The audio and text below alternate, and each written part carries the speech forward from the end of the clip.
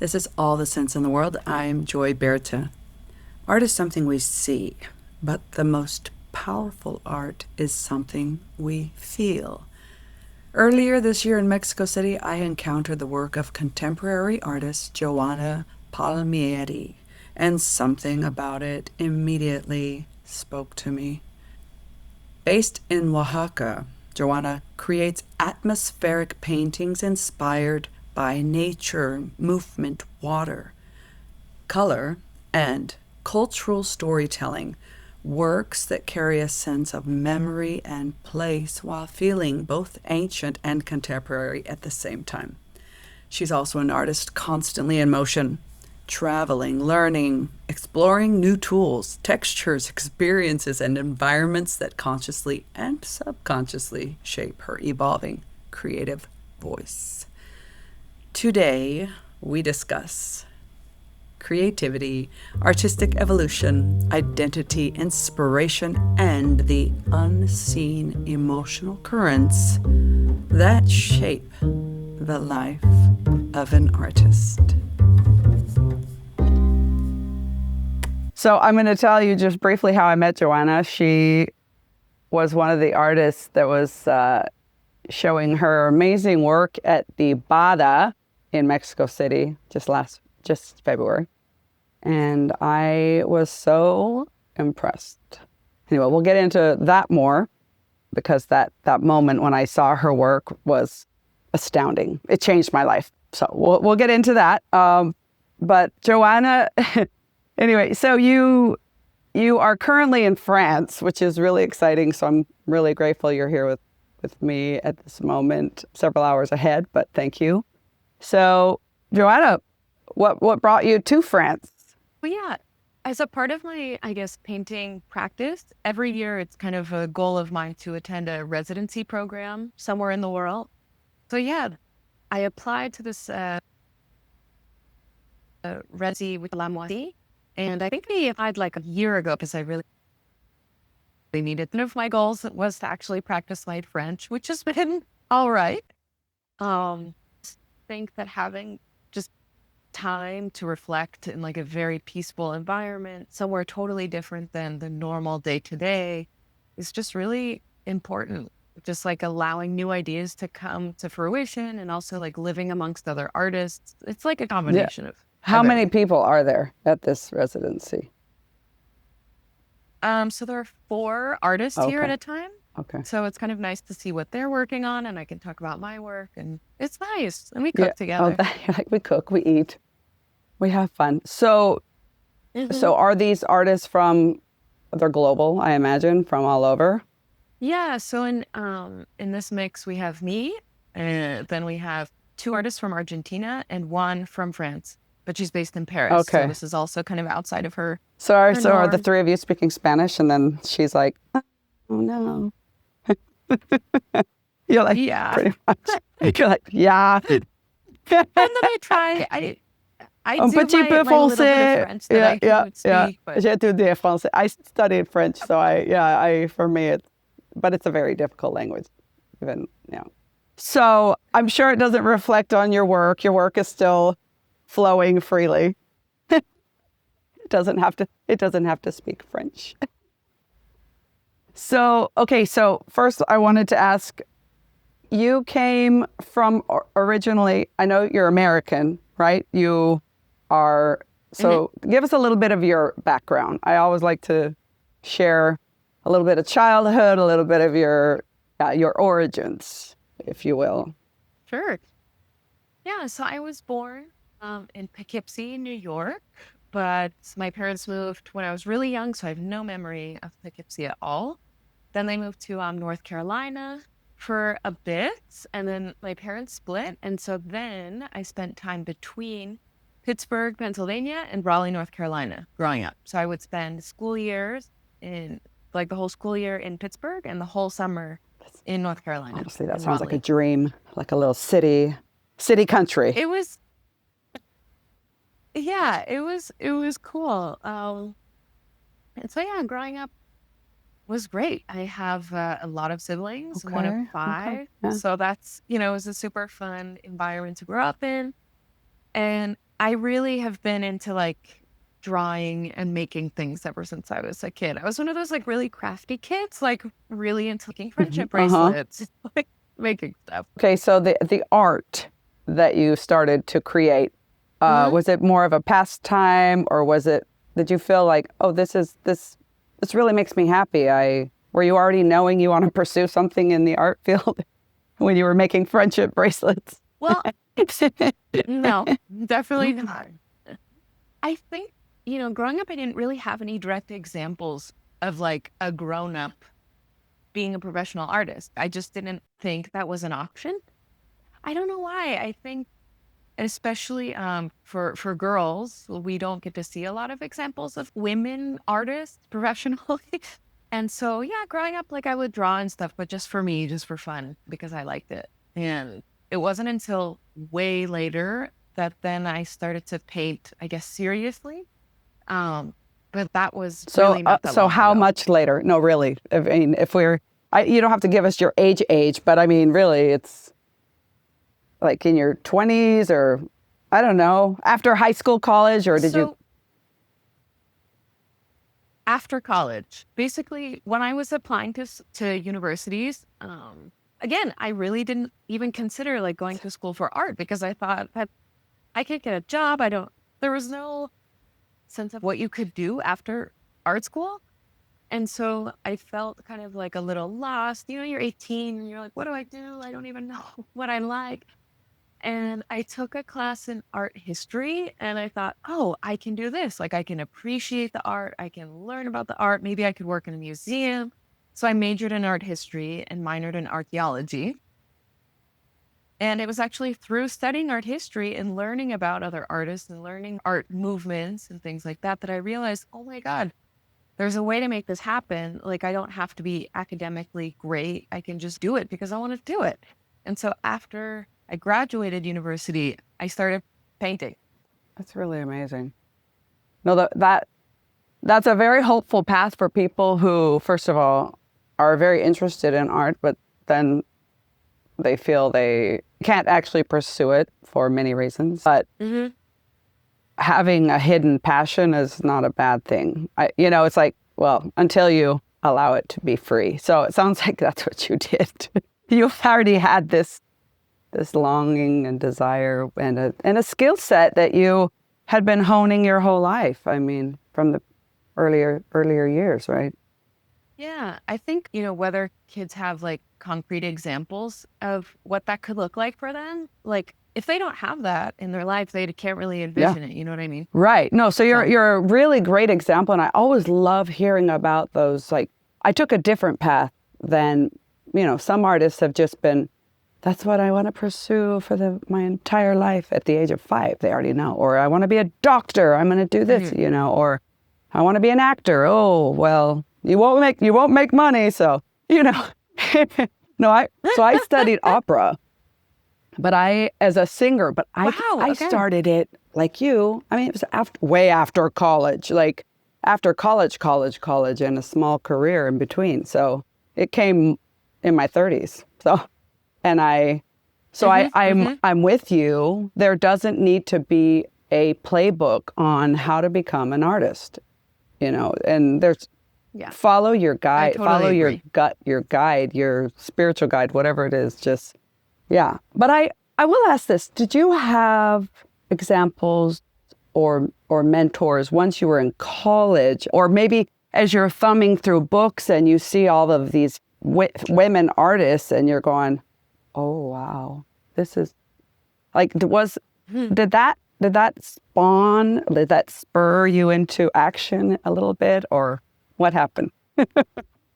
I feel like there was like this confluence of things that happened in my life to sort of really, I guess, like push me into painting. Um, so yeah, after university, I moved away. So I went to school in Indiana and then I moved to Oregon and just sort of started a new life on the West Coast, seeing, let's see Yeah. what happens. And I was working really crappy jobs Like what? Give me an and example painting of in a my free crappy job. time. Like like working in the vegetable department at a grocery store. That's what I was doing. And I had this degree in art history and I thought, oh, surely I can just work at the art museum in Portland, but like I couldn't even get the coat check job. Are you I applied serious? for it and they were Are like, you you're serious? underqualified. I was underqualified. Oh my. So it's rough out there Okay. for art historians. You're like, I'm a good barista. Come on. Let me work in your cafe. Nothing. They wouldn't even let you in the door Yeah, unless anyway. you pay for a ticket. But yeah, I think it was a lot of things. Well, really, one of the biggest changes was when I moved to Mexico, honestly. And a huge reason for doing that was because I really wanted to dedicate so much more of my time to my art. But realistically, I couldn't afford to live in the US and make that happen. Oh. Like it was just, you know, really, really hard. And I loved Mexico and I felt like this just makes sense. And it was like a big reason for So moving. had you been to Mexico before, or you read it's cheap, let's go? I don't know. No. We my husband and I went on a trip back in 2016 and I absolutely fell in love with it. It wasn't even my plan to move there. We just went on a trip and loved it, like really loved it. We visited Mexico City, which I fell in love with.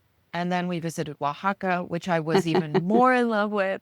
And we kept meeting all of these artists and it seemed so doable to be an artist there. And so I thought maybe this was the place, like, let's try it out for a year. If it doesn't work out, we can go back.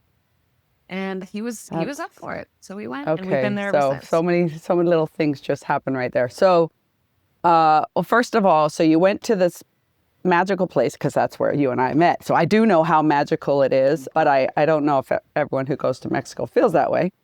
But I have a feeling when you were in Mexico or Mexico City, like there are voices there, in my opinion, like you feel things as you're walking through the streets, you hear things, you see things.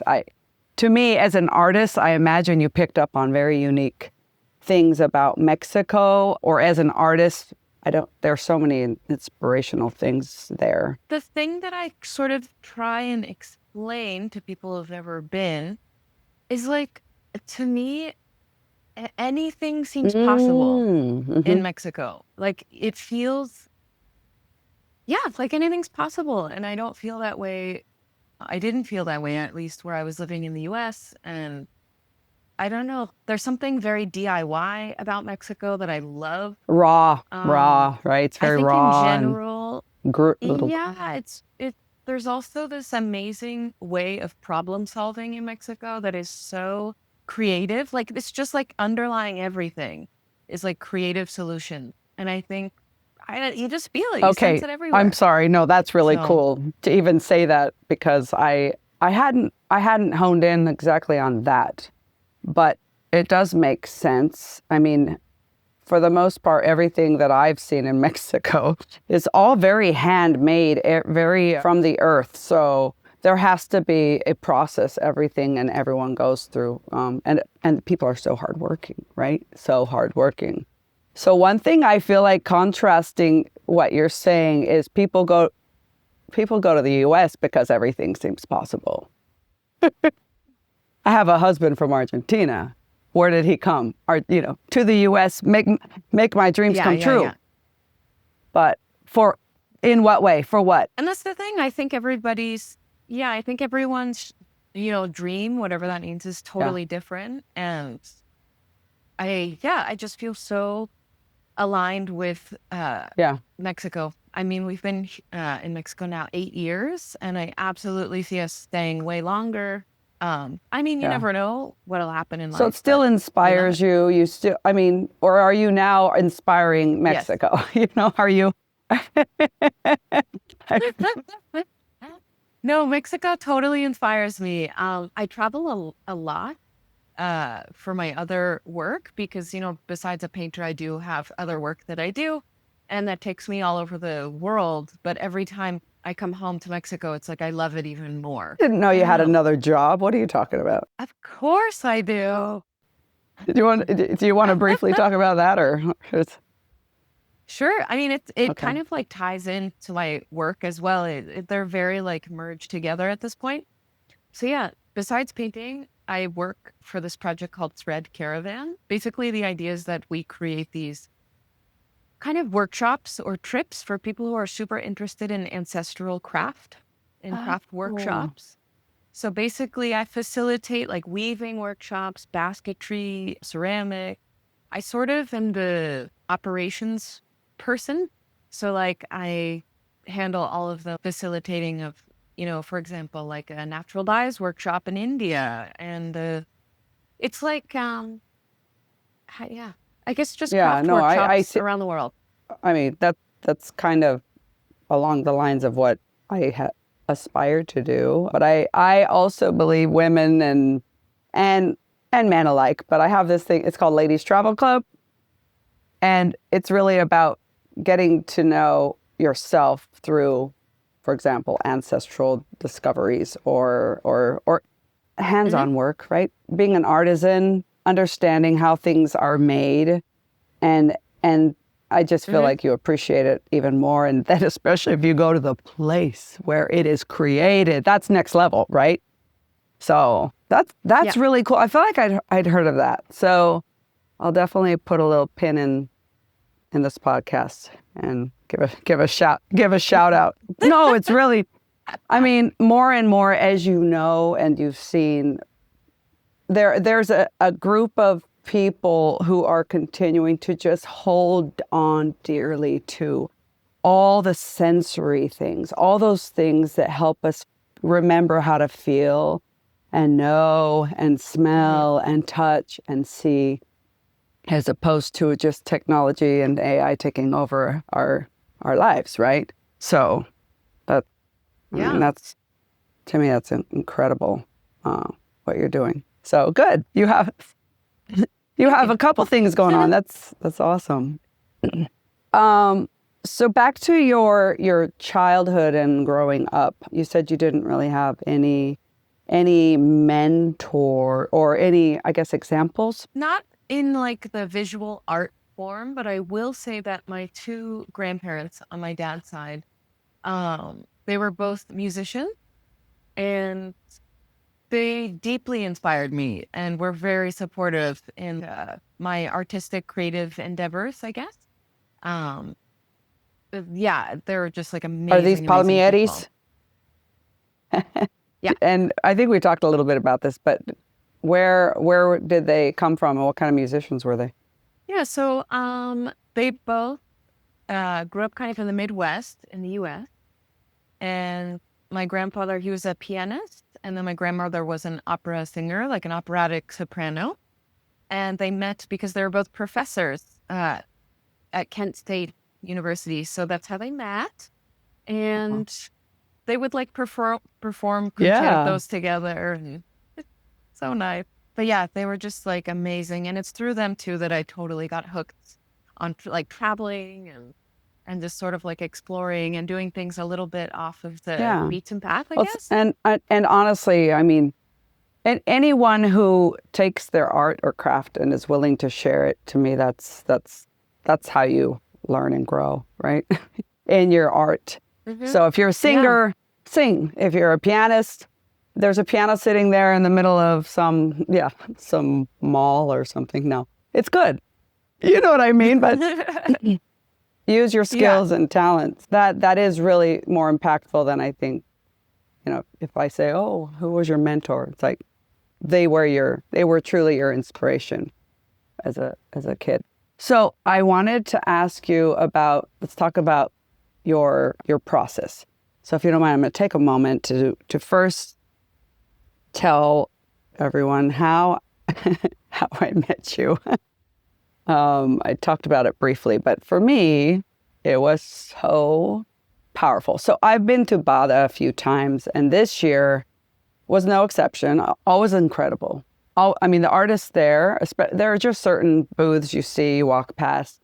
And I know I'm one of those, like, I'm drawn to things, and I think that's what art has the power to do. I really, paintings, sculptures, any mixed media, it has that power to literally pull you in, even from around the corner.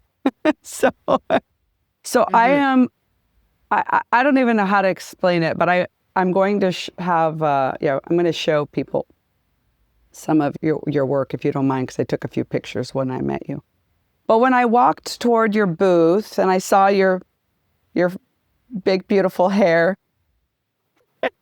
I think I saw the back of you and I was like, okay, so I was like, oh, that must be the artist. I knew him instantly. That must be the artist. And I saw your work, and the pieces that spoke to me so much were the I don't know what the theme was that you were calling it, but I'm calling it like the lost at sea, or the shipwrecked people, or the people of the sailors of the sea. I don't know. Yeah. I don't know. Was their name? What were you calling that series? Yeah, and I was just calling it like my nautical series. I don't know. Doesn't have an official name. Your nautical series, and I'm still calling it like Sailors Lost at Sea, had such an impact on me because, first of all, I really appreciate the sea, like so much. Any sea or ocean I'm drawn to. But then seeing the forms and the shapes that you created from the wood, the boat, the mast, the water, and then every now and then I'd see like maybe a figure. But I was so touched by this because I just felt every emotion that those people were feeling in your art, and I still to this day, Johanna, I don't know. I mean, I don't know if you even realize how amazing you are, but I felt very emotional, and I still feel emotional when I think about it. So that's the impact. But then as you and I were talking, I was so grateful to just have a moment with you, and yes, that's why I wanted to have more moment with you, as now. But I was so impressed, and I wanted to kind of get your inspiration behind that specific work. And I remembered asking you questions about your ancestors. When I was like, and I knew you were Italian, and I lived in Italy, so. But I was curious about, so just specifically with that work, that series, what was your inspiration? We talked a little bit about ancestors and your Italian roots, but maybe you're not even sure, but no, tell me what was your inspiration behind that? Yeah, so that series, it's so funny how that sort of started unfolding, because it sort of started subconsciously. Like sometimes if I'm going to make a painting, first I will sort of just start gathering, like start collecting imagery, or try and create some sort of theme or a thread. Sometimes it'll be photos I've taken, other times it'll be found photos. Like something I love doing is going to like a secondhand bookshop and buying like stacks of old National Geographic magazines, and I just flip one page at a time until like I see an image that really moves me or makes me curious, or there's something about it. And so, I have like tons and tons of cutout photos from magazines or from other places. And I was starting to notice that over and over and over again, I was drawn to these sailor themes. And I'm like, what is happening? What is this about? Why, like over and over again, am I so drawn to these scenes? It's not like, I spent time on boats as a kid. Like, not at all. I have very little experience on boats. But there's this something about being at sea, being like in the open water. It almost feels like there's like time is completely suspended. It's just like this moment of, I guess, possibility. A good thing could happen, a bad thing could happen, a storm could come, like, and it's also this like untethered, like to like all the bullshit of like daily life or society or societal expectations. It's like total freedom and adventure and the unknown. And I think I'm just really drawn to that. And I think that comes through, with my love of travel. I'm just like addicted to like seeing new things and the unknown, I guess. And then I guess further into that, I kind of what you had touched on earlier about, there's a lot of this AI and there's a lot of social media and there's a lot of like tech in our life and it's just integrated fully. And I totally romanticize life like pre-cell phones, pre-internet, almost because like I didn't like growing up. I mean, I didn't really get to grow up without it, So yeah, I just sort of feel like one of those people who has like an old soul, you know what I mean? Whether it's like the literature I'm drawn to or the movies I like or the music I listen to. And so, yeah, I think a lot of that imagery comes through that. And I do remember talking to you about my Italian roots that I like really haven't explored that much of. So originally, like we come from Naples. I've never been. I would love to go. Maybe that would open up like a new series, We're going. a new I'm going. path. I don't know. I'm like, it's not just you.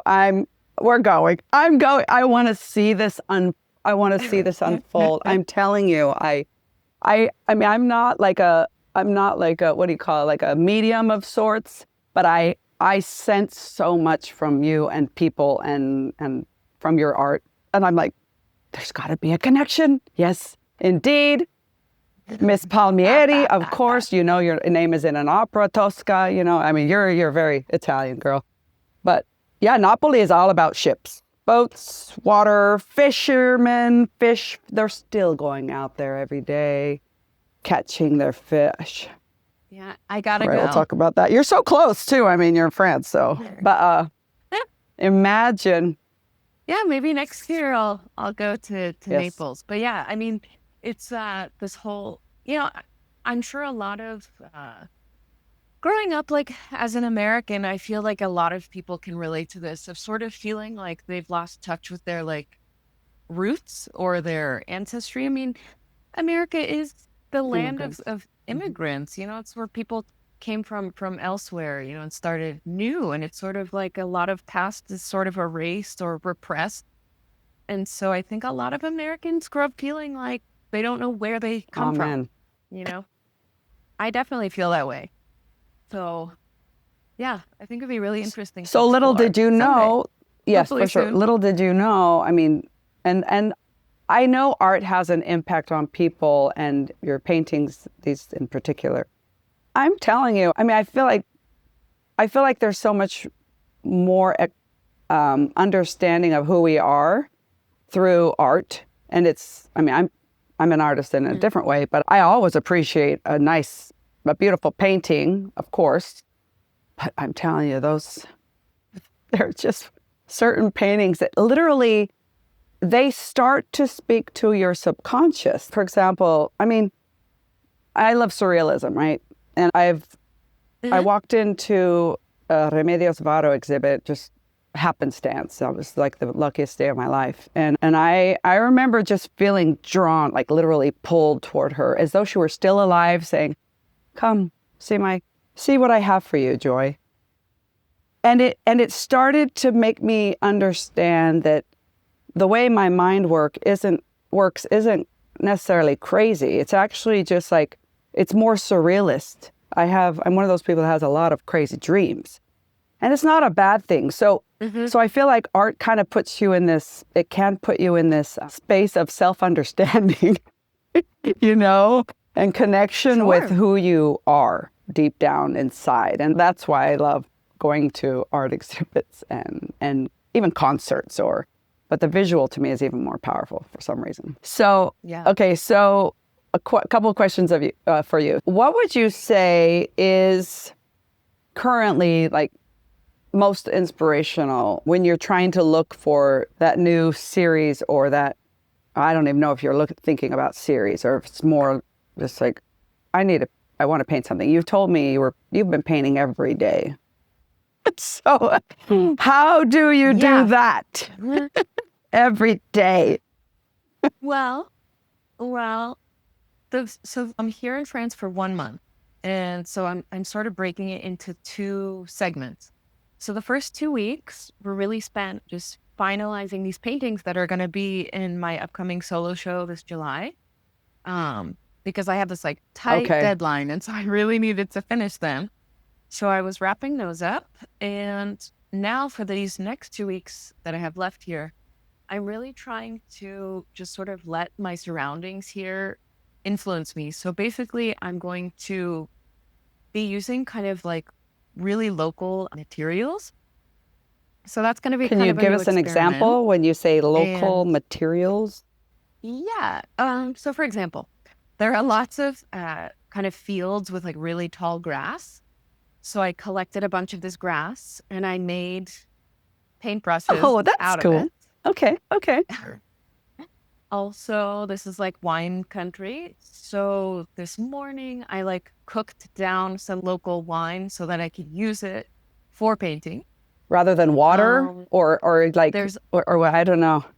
no, like alongside, I'm going to use water with my acrylics, but also use some wine, but also use like different materials, things like that. And so basically with those, I'm just going to start off really loose, kind of abstract mark making, and then just kind of see what emerges from there. So it's going to be very loose. We'll kind of see what happens. So back to I used this term earlier, but that like playbook thing. I mean, you as an artist, have you created a playbook for yourself, or are you just literally wake up and just whatever?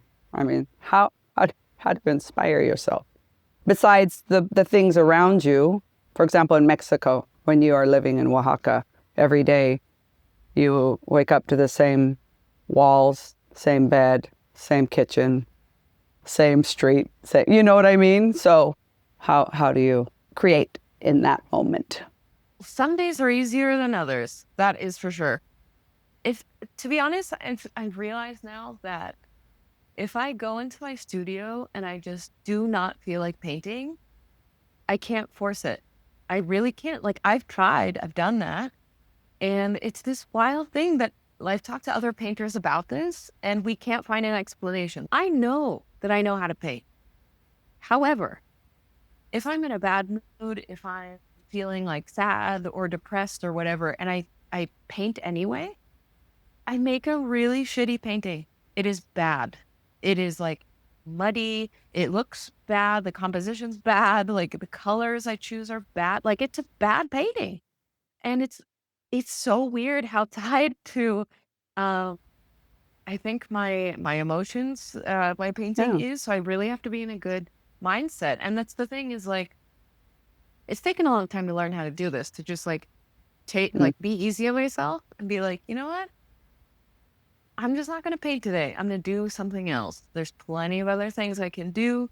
I really like making things in general. So like I just learned how to knit and I'm really into knitting. So like if the painting isn't flowing, that's okay. I'm just going to knit and maybe that'll like chill me out and maybe I'll feel like painting later. If not, no pressure. Yeah.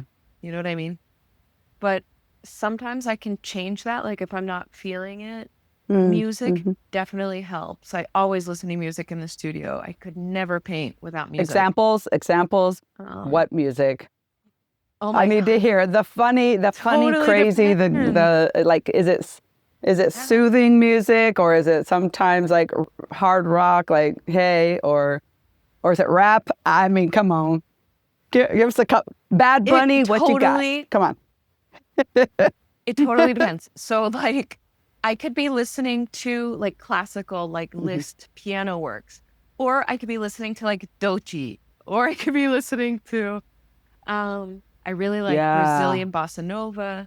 I really like early 60s jazz, like Chet Baker.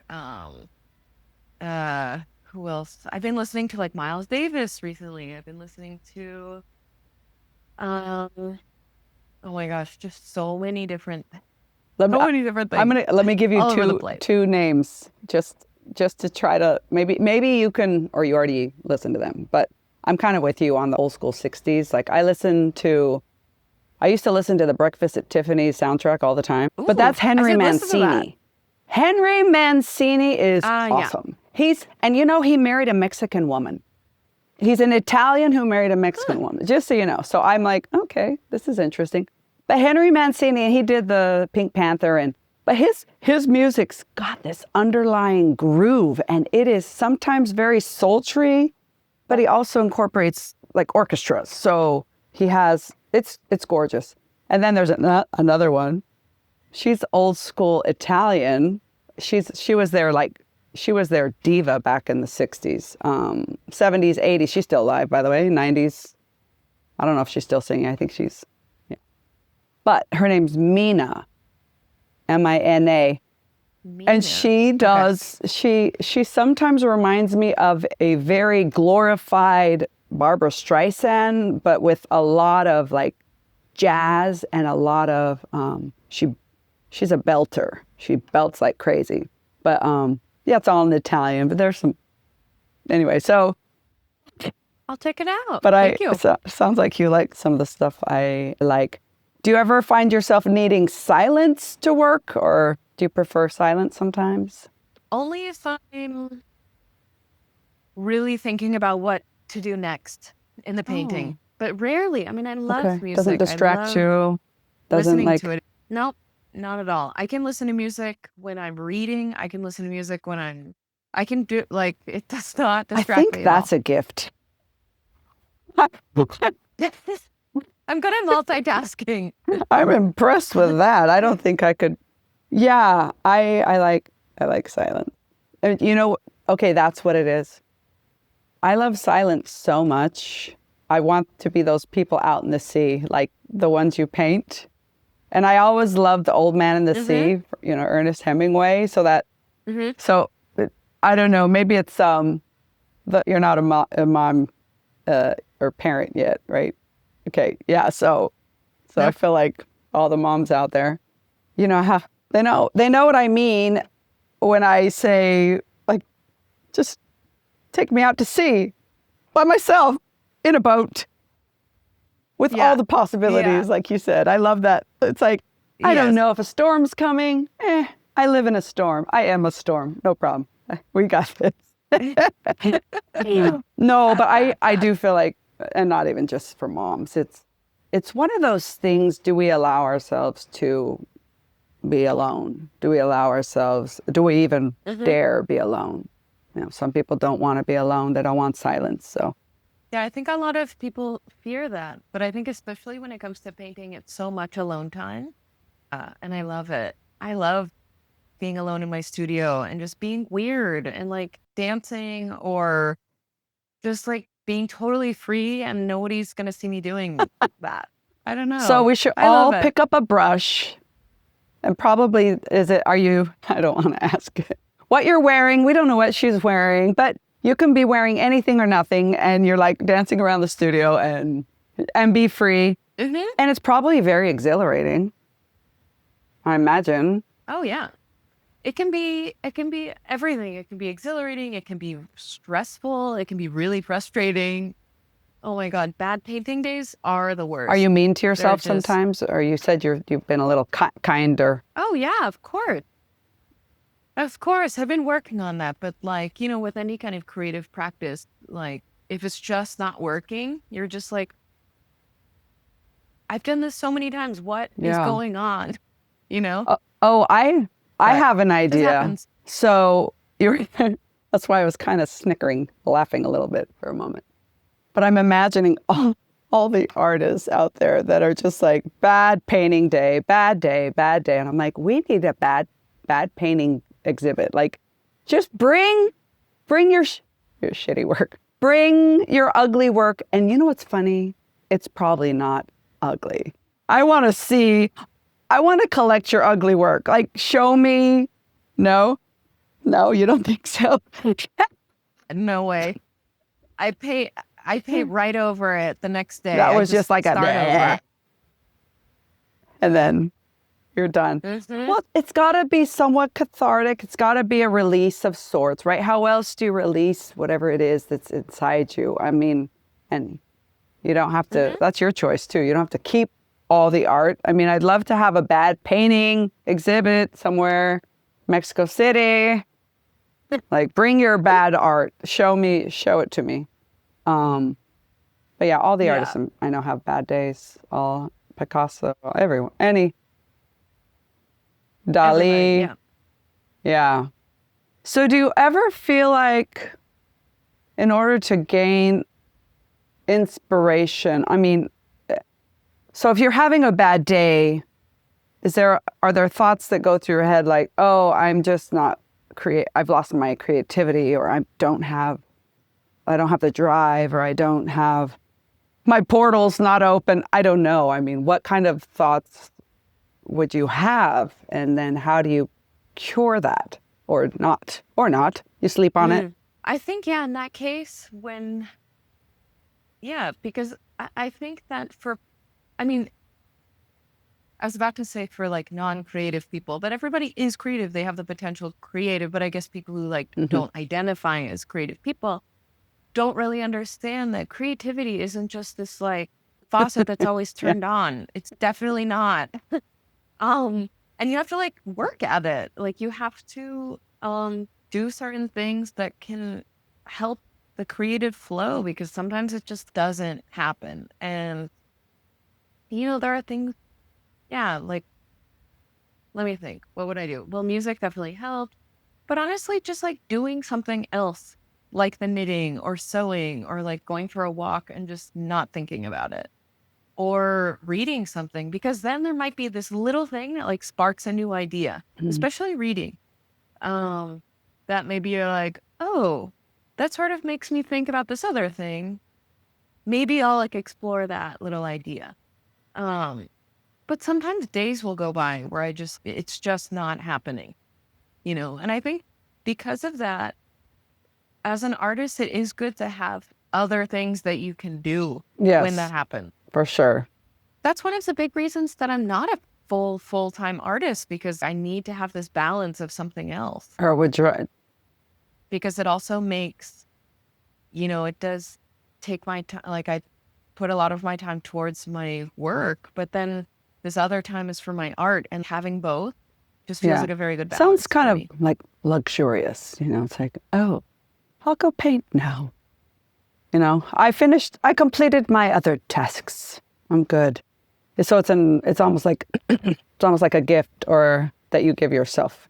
Yeah, it makes the painting time more precious to me. That makes a lot of sense. No, because I know.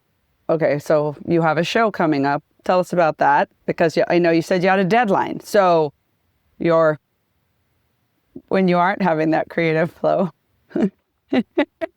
and you have a deadline, it's a little different, right? It's different. That's really hard. Yes. When there's a deadline, it's a little different. Yeah, so leading up to this show, I need to send about 11 like full size. Like how big? And I mean, are we talking? The two biggest ones I have measure 120 centimeters by 170 centimeters, so pretty big. And then I have 4 pieces that are 120 by 120 centimeters. And then, 4, 5. And then 6 others that are smaller. And basically, as I was working and in the studio every single day, painting, I realized there was no way I was going to finish all of these before I went to France. I was like, it's just not possible. And so I realized, well, I'll just take the smaller ones with me. And now my deadline is a little different. All I have to do are finish the big ones before France, finish the small ones in France, then it's done. That was smart. So a little time management, good job. Creativity, no, that's good. Well, so do you feel like those paintings that you brought to France are going to have a different feel, like a different vibe? I think they do. I think they do have a different feel, but not, it doesn't, like, I think it'll blend super well with the ones that I made in Oaxaca. I mean, I'm still me. I'm just somewhere else. And I'm using the same materials, so that, that'll be similar. And basically, the kind of imagery I had already chosen back in Oaxaca. So I had everything planned out. I had a plan for every single painting in the show. It's just like literally putting the paint to canvas was the thing I needed to do. Oh, that's interesting, because sometimes when you think of the creative process, it's like how much is a plan and how much is just like the flow. right? For me, it has to be kind of both. I'm one of those weird artists who is a type A person. I'm very organized. Wow. And so when I was like, oh, I have a series, I need to plan. So I did a couple of weeks of brainstorming, trying to figure out a theme, figure out color palettes, figure out kind of like have a little set of guidelines for myself. And if you have guidelines, then you can sort of be free within the Yes. guidelines. So that's like where and all of this, I don't know how a lot of other artists work because I didn't take classes for painting or making art. I just kind of like do my own thing. And so I like to create guidelines for myself and then play within those guidelines. I mean, that's what I think really great art is, right? I mean, I personally, so with music, right? Music can't, even music, when you hear a jazz musician, it's like, wow, they're going off. They're just wow, you know. But no, there's a structure, underlying structure, and underlying means. Yeah, it's super similar in that way. So I'm always looking at. So for example, with the whole classical opera world, you would meet a lot of very type A's, and then it's like, oh, but where's your like actual like the soul? Where's the soul of it all? You know, you can meet somebody who might be strictly a great architectural like designer, you know, an architect. Because I do feel like sometimes even art itself, like you're working with geometry and lines, right? I mean, it's like, okay, I have to fill this space and I have this point. I can't go, you know, I can't pass this point on the canvas. So, I mean, there has to be some structure, I imagine. Or is it like Pollock, like splat, splat, splat, splat everywhere? But he had structure, right? Well, I mean, there's of course like, you know, a set of like certain rules of composition and rule of thirds and stuff like that. Like there is a mathematical thing to it. I think that just by how much art I've looked at and how much observation, I have like sort of an intuitive feel for composition. Like I'm not thinking like, oh, this divides this way. I just, if I'm looking at it, I'm like, oh, this area needs something, but I don't know why. Like I couldn't tell you why. It just is how I feel. Well, my husband told me, so he's very anal about measurements, and I'm more of a like by the eye. And he told me, oh, well, I guess you're not that off because you know, some of the mosaic creators in, I don't know, some of the Arab worlds, they'll just, it's by the eye. I mean, yep, that looks good. I mean, I do believe your eye has a very good sense of what is aesthetically pleasing and what works. So the measurements sometimes help or causes you to lose the creativity, I think. I know, sounds like, yeah. Order is good, but I'm impressed. That's great that you have strategies in play. You know, you create guidelines for yourself. You have this deadline, but you're going to meet it. And so tell us about the exhibit, this upcoming one in the Hampton, or it's East Hampton? Yeah, it's in East Hampton. So it's with Mackey Gallery, and it's sort of my first big solo show, which is very exciting. And I'll be there for the opening. The opening's July 11th.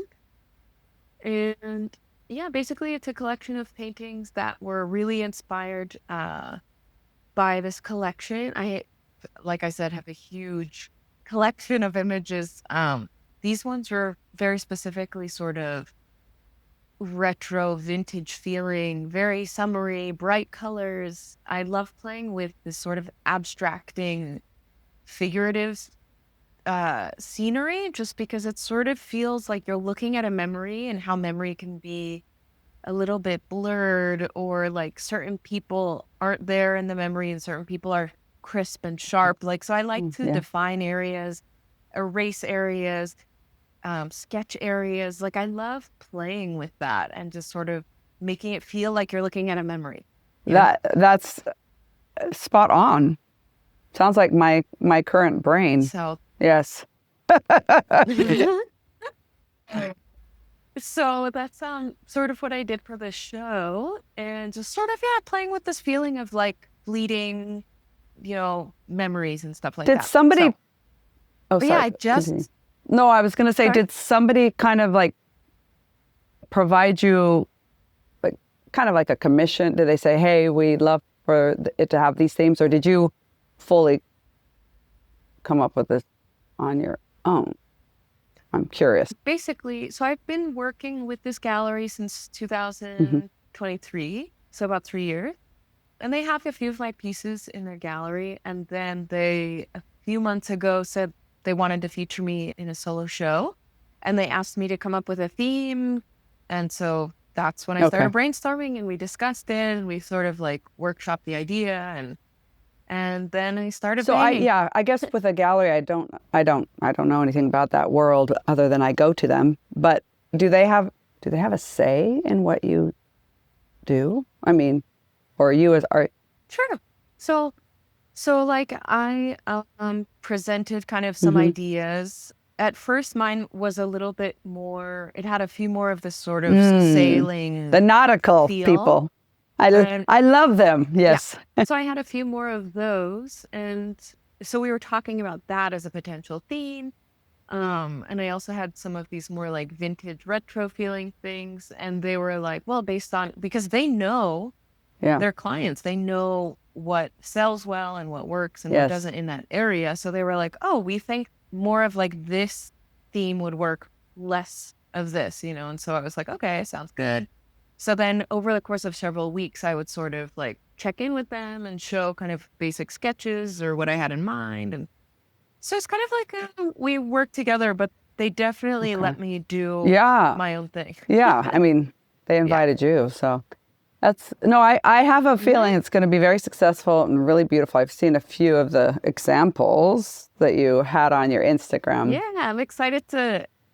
Yeah, I'm definitely going to be sharing more soon. I've just been sort of I holding know, right? back. You're like, So you have to be patient, people. No, it's exciting. I wish I could come. I think I'm going to be in Venice.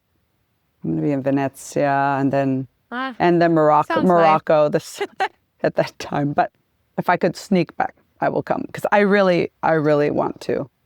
I think it'll be up through. I have to check like the closing date, but I think Yeah. it'll be over a month. I'm hoping I don't it know. is more through August-ish because I really want to come. But I do also remember the Hamptons. So I ran an opera company, Long Island Opera, when I was up in New York. So I remember we'd do a lot of shows at Southampton and out in like wine country. Anyway, so I remember the clientele. I went in many of the homes, and yeah, I think you'll do really well. I'll send my friends. I hope I'll so. send my friends Fingers over crossed. also who live up there. Yeah, please do. That'd be great. Please do. So how would you say your work's evolved in order for you to get to this place where a gallery's wanting to solo feature you? Besides, you are a charming person, and your art is gorgeous. How? How? Yeah. I mean, it continually changes. I think for a long, long time, I felt this pressure to have a specific style. Um, and it's taken so long to come to the conclusion that I think that's bullshit. I think that being an artist and being expected to produce something that is almost like a brand, I think is Ooh. total bullshit. I don't know. I think that there's an expectation on painters to continually show something and people will be like, oh, Yeah. that's her style. Because style is something that I think is more subtle. I feel that as an artist, I should be able to paint an abstract painting and then paint a figurative painting. I can do both because it's still me. I still like it. I like it all. I don't know. I think that there's this pressure to feel like a brand. That's And I think that when I decided that that doesn't have to be the case, that was very freeing. And so I still paint, like I'll change styles all the time. That's probably like, it's like a kickstart to, or like a refresher, right? It's like, oh, I can be me. And I don't know. That's where you get your most creativity, is it not? I mean, from being free. Yeah. And actually in Bada, so many people came to my booth and they asked if it was like a group of artists because my styles are so different. And I was like, no, this is all me. That's interesting. Like, every day, I hadn't thought about that. yeah. And so people thought that it was different artists in the same Are you a booth, but I was Gemini? like, no, it's all me. No. No, I think that's a compliment, in my opinion, because you're so good at being. It's multifaceted. I mean, an artist should be multifaceted. I think especially if that's who you are. I mean, I don't know. Sounds very exciting to me. Yeah, and everybody's super different. I just know that for me, my work will always keep changing. There was a time for a while where I was only painting abstract paintings, and that's what I was doing. And then it shifts to something else, and it's like, I still love those paintings. They're still me. But I think any sort of expectation to stay in one zone, I don't know. It isn't a good thing. I think that change is always good. You must not be afraid of change then. I love change. Love it. Really? Why? Why do I love change? Just it's something new, unexplored, full of possibility. Circling back to the doesn't intimidate you. Does it Not at all. make you a little nervous? And then, I mean, it's kind of like a leap of faith sometimes, right? Yeah, but I think that feels good. It feels exciting. And you have, I love your attitude. To me, that's exciting. So do you feel like you have to have, if you didn't have this other job to fall back on, would it be different for you? Would you be a little less, I don't know if confidence is the word, but maybe less, I mean, so I just put two things that are separate, so maybe that's not fair. No. I think I get what you're asking. So I was thinking about this recently because I read, what was the book called? Big Magic. It's good. It's about the creative process. But from like a writer's perspective. But there's a lot of similarity between, visual artists and writers. And for a long time, so she's the author of Eat, Pray, Love, and she's sort of writing about writing. And, for a long, long time, she had like a job alongside her writing.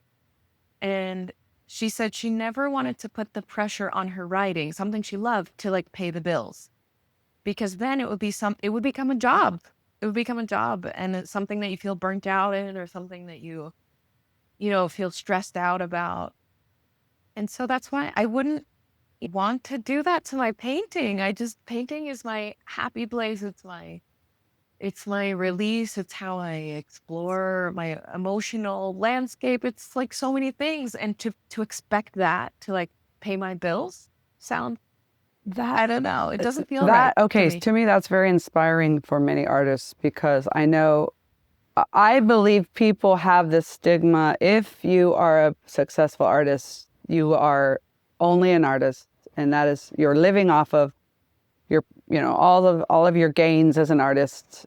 If you have anything on the side, it means you're not really as successful as you think. I mean, no, really, because it's like, that's how it was in the music world or opera world, or so. I mean, artists in general. It's like, oh, you have to have another job, so that means you're not really successful. Or does that make sense to you? I mean, I like, you're very refreshing. Yeah. Like, this is very refreshing to have this mindset. I'm like, oh my gosh, you don't have to be like eating rice and beans or just a can of beans just to be like, I am an artist. See.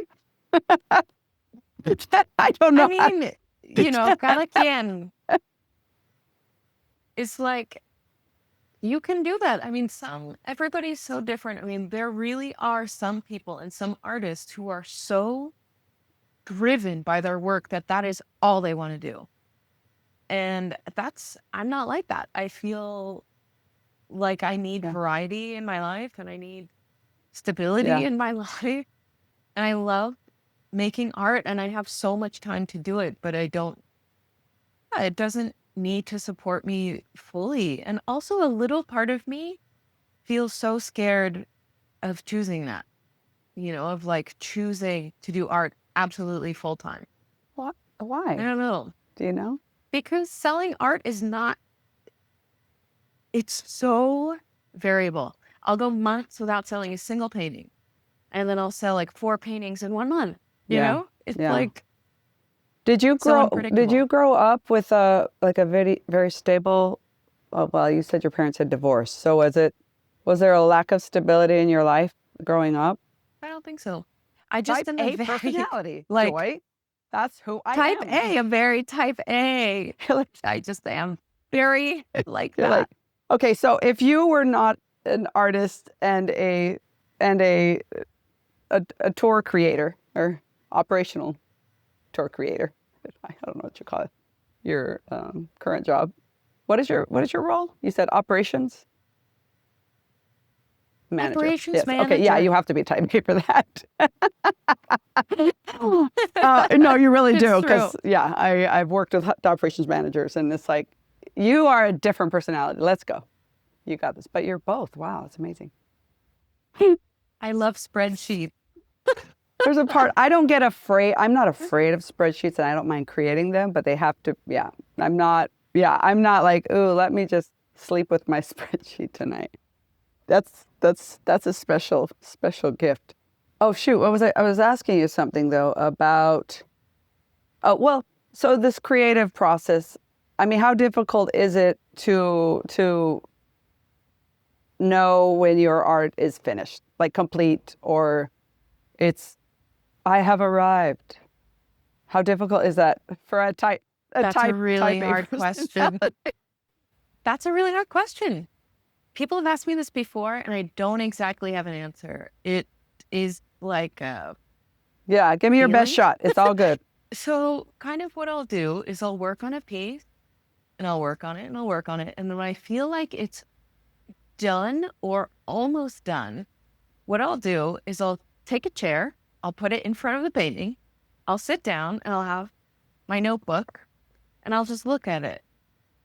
And I'll just look at it for like a really long time and just look at every part of it, look at it as a whole, and just really think like, is there any single mark that could be made that would make this better? Or is that one mark going to make it worse? And that's when I know if it's done. So do you ever bring your husband in, or is this always just I mean, do you get opinions of other people sometimes? Like your husband, for example. Yeah. I like asking him. Yeah. I like asking him because he's not an artist. I like seeing from his perspective. I also just feel so supported by him as well. So I don't know. I like having him involved, kind of seeing what he thinks, or sometimes I'll ask him like, is this finished? And if I know, this is kind of funny. If I ask him, is this finished? And if he says, no, I don't think so. If I feel bad, I know it's done, because I'm like, no, it is done. I'm certain it's done.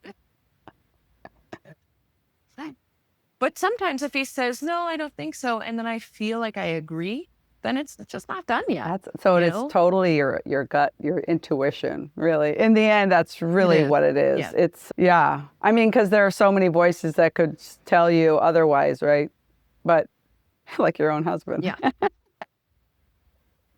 No, it's funny. My husband and I have a joke because, well, it's like, hey, should I do this? Or yeah, he'll ask me, it's that whole never ending, like, what do you want to eat tonight? It's like, do you want Japanese? Do you want it's like, and then I'm like, no, it's okay, you choose. And then he'll choose, and I'll say, no, let's do this. So it's that. Yeah. So okay, so you have, I think it's really great you have that support from your spouse, because I'm sure there are people out there who are trying to do art and there's not much support. Have you found some mentors along the way? Have you found people who are helping you in some way? Well, recently I was sort of doing these one-on-one mentorship kind of, not classes, but sessions with a painter that I really admire. And that was incredibly helpful. She's an amazing painter. I love her work. I love her approach to art. It was so cool to send her images of work that are like in process and sort of ask her opinion or like, it was just so amazing.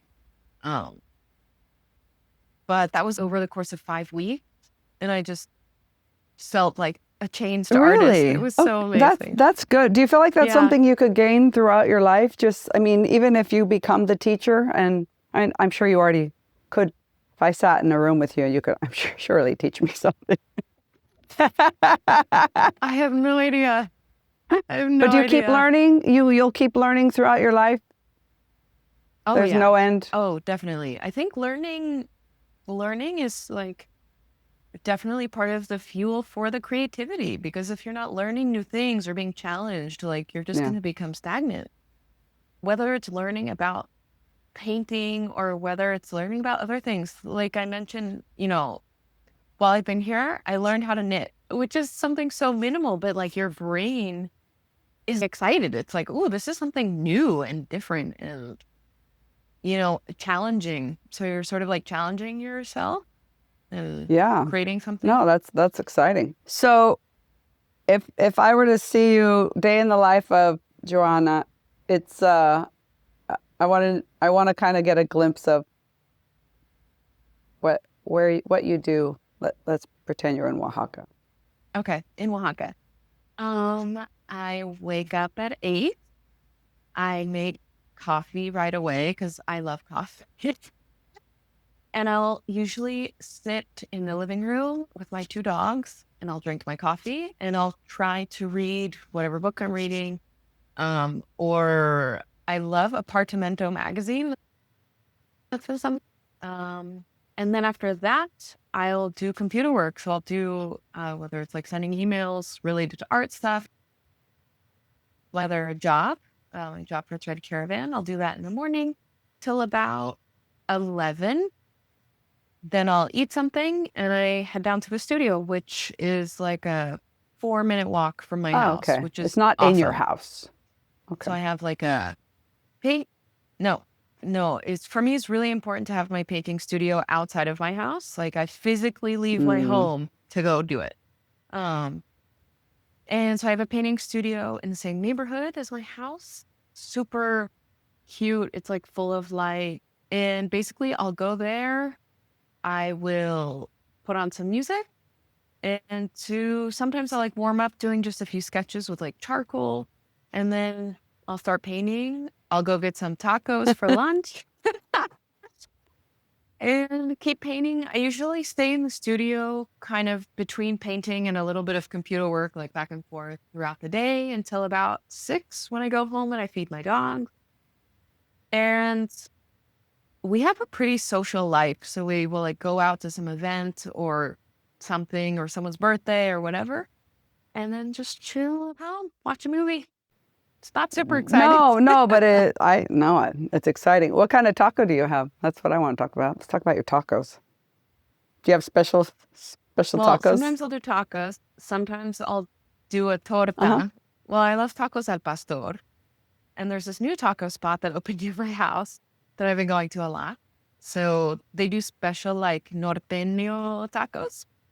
Tell really tell good. people what a norteño So I'll is. get so norteño tacos are different because they're from northern Mexico. They have flour tortillas instead of corn tortillas and lots of meat.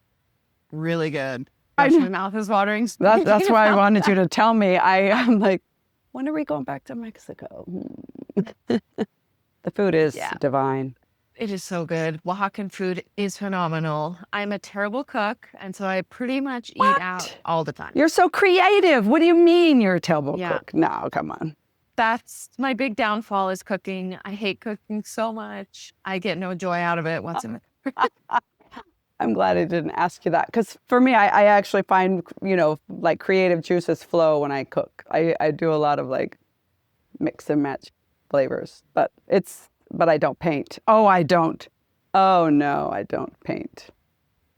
I don't. Yeah, I love the creative process though.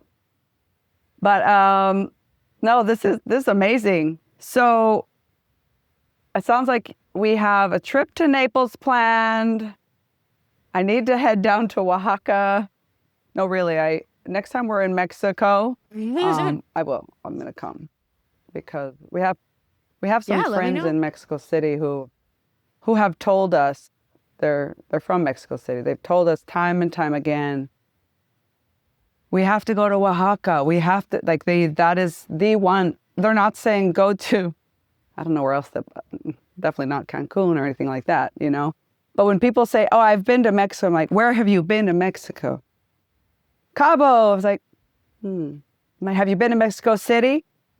No. I'm like, oh my gosh. But even it was how many, 40 something years till I finally ended up in Mexico City or Mexico, other than Tijuana. I went once as a child. And guess what? I am Mexican. Like, my dad is Mexican. And I had avoided it kind of. I mean, I don't think you're avoiding Italy at all, but it's just that my life never brought me there. But anytime someone said, go to Mexico, it's beautiful. My husband dragged me there because there was a death metal concert. He was like, I really want you to go to this concert with me, Joy. I was like, okay, fine. He's like, it's in Mexico City. I was like, okay, I've never really, that's not on my list, but okay. Oh my gosh, we've been there every year since. Yeah.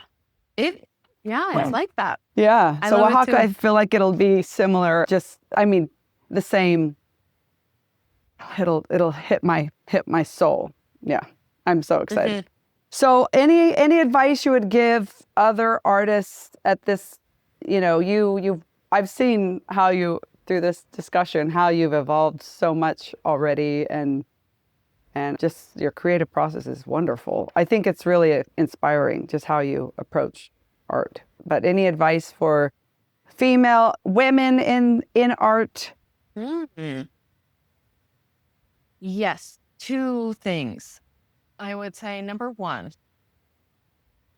every woman needs to read this book called Ninth Street Women. It is so good. I'm writing that down. So good. It really inspired me. Okay. It's so good.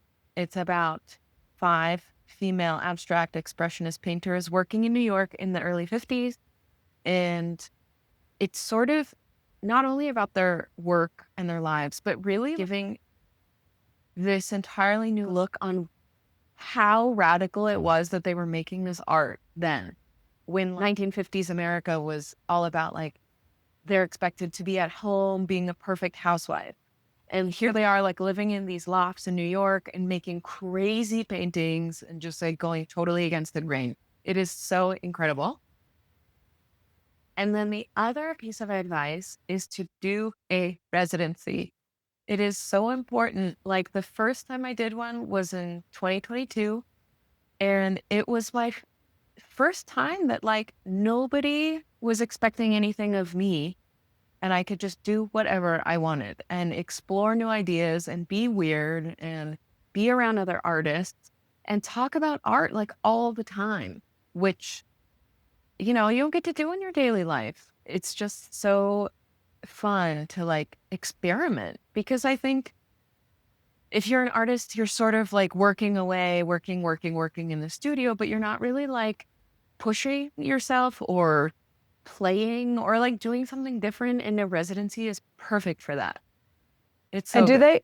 Anyway, No, that's my that's advice. excellent advice. I think so. Is this Ninth Street Women? Is this based on a true story? Yeah, so it's based off of 5 real female artists, and it just sort of weaves all of their stories together. It's like not exact. It's not. It's not fiction. Historical but it fiction? is, like, Maybe. maybe. Okay. No, I would love to read it. It's Like, so back good. back when I was telling you about but you know, when I was telling you about Remedios Varo, I remember in that moment, even going to Mexico City, I don't think I realized the power of women. It was kind of weird because I've lived in Hawaii, which is, it can be a little matriarchal, but mostly patriarchal. And then I lived in Utah, and yeah, I was a quiet little bug there. But then I moved to New York City, and it was just kind of mind blowing to see the potential as a woman, and also the potential of just a human on this earth, because I saw so much that I had never seen and understood. But yeah, going to Mexico for that first time and seeing Remedios, I don't think I even realized what potential a woman has in this world. I had no idea. I was so suppressed in so many ways, creatively especially. But I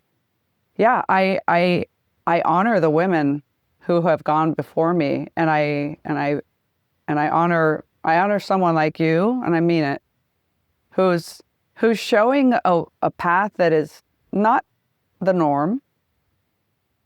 But also, I mean, you're very brave. I'm going to use that word. I mean, you're truly very brave, because you're not saying, you haven't said anything about, well, you know, if I can, then I will. There's never been it's not a hypothetical life for you. Mm-hmm. I mean, it's weird. For some reason, I have never felt that I couldn't do something because I was a woman. Like, I don't see, like, yes, I know I'm a woman. Yes, that is true. But I never felt like, like I couldn't do something, or something wasn't for me because I was a woman. So your voice is important. I'm going to tell you why. Because I came from a different era. I know. I'm in my 50s. And I was raised by women who were raised in that era when the abstract artists are out, right? Mm-hmm. Out and about trying to just do their thing because they want to. But I would say now is a very crucial time for women, and it has been, but speaking to you, I'm reminded of this, because there are women out there like me who were raised in a way that, and they still think that way. They even my age, right? They still think that they cannot. I have a lot of friends and women around me in my age group who still think they cannot, because their roles are this, that, and the other, or because the hypothetical isn't working in their favor. There's too many, well, if I do this, then I'll lose this. I mean, there are too many variables, and it's so scary. So you saying, I love change, I love a challenge. I don't want, if I don't want to do art, I knit, I do this instead. I mean, like, you have a solution. You said that earlier too.